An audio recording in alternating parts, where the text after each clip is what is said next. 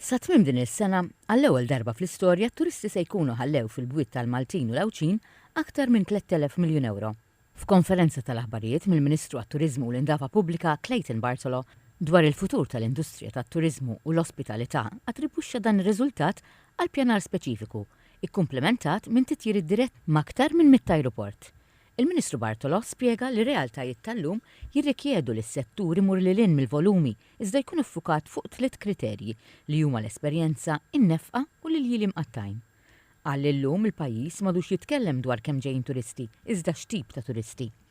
Li nattiraw turisti li qed jonfoq iżjed flus fil-pajjiż u kif ukoll turist matul is-sena kollha. Jiġifieri rridu li jkollna bed nights imqasmin matul 12-il xahar tas-sena sabiex aħna bekk jirnexxina jkollna turiżmu sostenibbli. Semma l-ħidma li qed issir biex jinġibu aktar turisti ta' kwalità f'Malta u li jħallu aktar flus f'pajjiżna. Semma t-turiżmu reliġjuż, sportiv u militari li fissira bħala niċċa ġdida.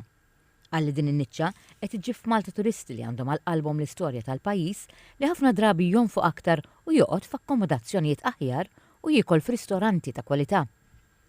Żied jgħid li bil-konnettività li għandha Malta tfisser li b'mod indirett pajjiżna jista' jilħaq is-suq tal-Amerika ta' fuq b'potenzjal ta' madwar 17 l-ajruport mill-Istati Uniti u l-Kanada. Għalli dan huwa l-pass li jmiss li Malta timraħ lejn swieq li lin mill-Ewropa u s-sena d-dieħla qal li se jinfetaħ l-ewwel uffiċċju tal-Awtorità Maltija Turiżmu fi New York.